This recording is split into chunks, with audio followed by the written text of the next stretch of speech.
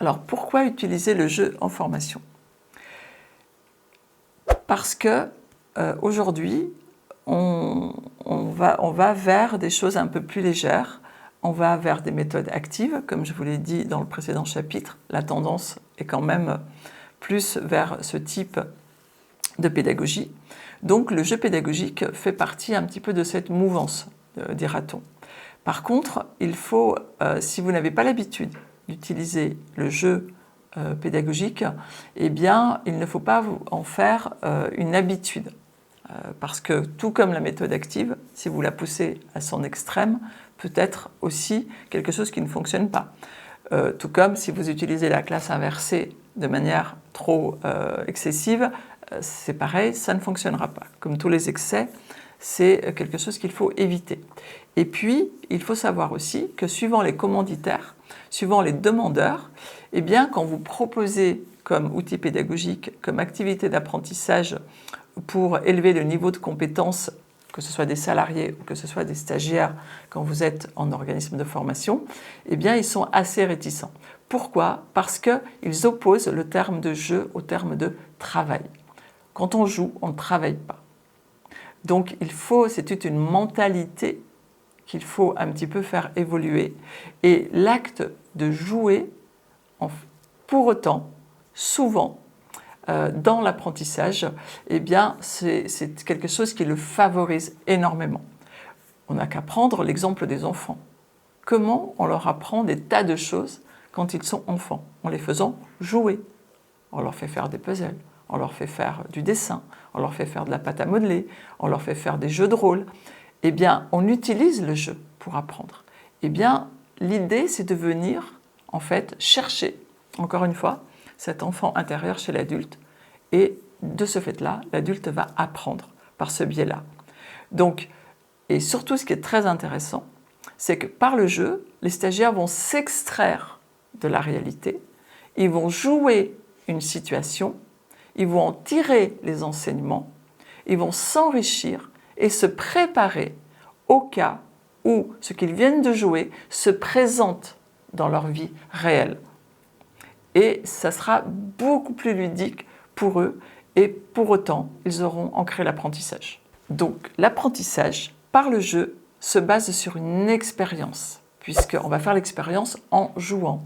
Donc le stagiaire va apprendre à partir de ce qu'il fait, il va apprendre à partir de sa réaction aussi avec les autres, et de ce fait-là, le jeu va transformer les stagiaires en acteurs. Donc le jeu motive et le jeu implique. C'est les principales raisons qui font que le jeu pédagogique en formation est aujourd'hui très utilisé, et en tout cas c'est une très bonne technique. Donc c'est une forme d'apprentissage qui de plus est très ouverte parce que tout le monde peut jouer, quel que soit son niveau de formation, quels que soient les prérequis, quels que soient les acquis de la personne, tout le monde peut jouer. Le jeu doit être conçu avec cette intention de faire participer tout le monde. Avec des personnes de très faible niveau, le jeu va permettre d'occulter ces problèmes-là, liés par exemple à l'illettrisme, aux difficultés d'expression, d'écriture. Et puis, il y a aussi, ça va aider les personnes qui ont une phobie du système scolaire ou qui l'ont mal vécu, hein, par exemple. Eh bien, le jeu va leur donner une autre façon d'apprendre. Et ils auront moins l'impression d'être sur les bancs d'école à nouveau, alors qu'ils sont en formation. Et pour ceux qui sont donc d'un niveau, on va dire, plus élevé, c'est-à-dire qu'ils sont déjà bien formatés sur les apprentissages académiques, des personnes qui ont fait un peu plus d'études, etc., eh bien, ils ont perdu probablement cette spontanéité qu'ils avaient quand ils étaient enfants. Et là, on va aller chercher ce fameux enfant intérieur et on va permettre à la personne de s'exprimer de manière plus spontanée, plus authentique. Donc, c'est un atout du jeu pédagogique, c'est qu'il est très ouvert, hein, donc sur toutes les typologies d'apprenants. Et ensuite, il est aussi il est collectif. Donc sa forme collective fait qu'elle va aussi effectivement atténuer les effets de l'individualisme qui parfois peuvent naître dans les groupes. Et néanmoins, le jeu n'est pas adapté à de très grands groupes. On va dire que jusqu'à 12 personnes maximum, un jeu pédagogique a sa place. Au-delà de 12 personnes, c'est très compliqué. On perd un petit peu tous les bénéfices du jeu pédagogique. Alors, le côté... l'utilisation du jeu pédagogique donc, permet d'avoir une plus grande décontraction dans le groupe. Alors, les règles du bon comportement, le cadre que vous aurez posé en début de séquence, eh bien, ça va être un peu plus difficile de le tenir.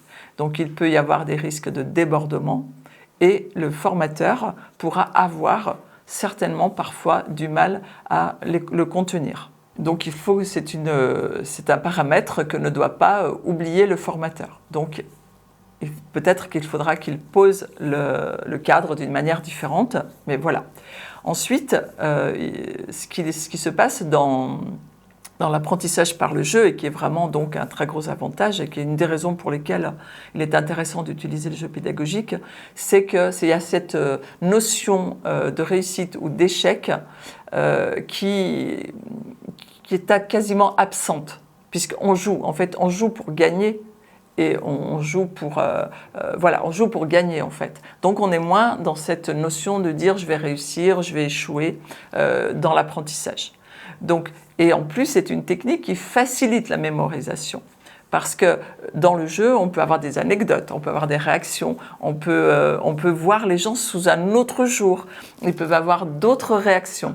Et de ce fait-là, eh bien, ça aide à mémoriser, parce qu'on va se rappeler, ah bah, tu as vu à ce moment-là comment tu t'es comporté, tu as vu la mimique que tu as fait, etc., etc. Donc on va aussi avoir une facilité de mémorisation. Et puis, encore une fois, il y a vraiment le fait de sortir du cadre habituel qui autorise donc des comportements. Et parfois, ça fait grandir aussi personnellement, parce et peu à peu, en fait, on va s'orienter vers le style préférentiel d'apprentissage que l'on a. Et dans le jeu, en fait, chacun peut trouver son propre style. Donc les stagiaires vont se souvenir des très bons moments passés ensemble, des fous rires, etc., qui pourront ponctuer certains jeux. Donc le jeu pédagogique redynamise l'apprentissage quand le rythme de la formation s'essouffle. Donc parfois, on peut aussi utiliser le jeu pour juste redynamiser une journée de formation en début de séquence, etc., ou en milieu de journée, quand on sent que le groupe commence un petit peu à baisser en énergie.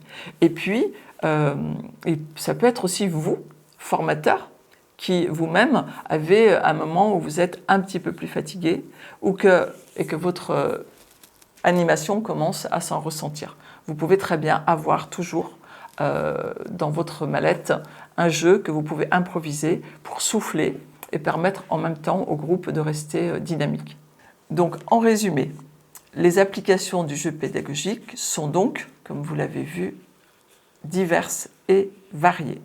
Donc sous la vidéo, je vais vous en citer une ou deux, mais vous pourrez prendre connaissance de l'intégralité des situations dans lesquelles on peut utiliser le jeu. On peut déjà utiliser le jeu pour introduire une journée. C'est ce qu'on appelle un brise-glace en début de journée. On peut utiliser le jeu pour donc assimiler des compétences ou des notions qui sont dites réverbatives. On peut également utiliser le jeu pour remotiver un groupe. Si le groupe est difficile, on peut essayer de dénouer un peu les tensions également avec le jeu.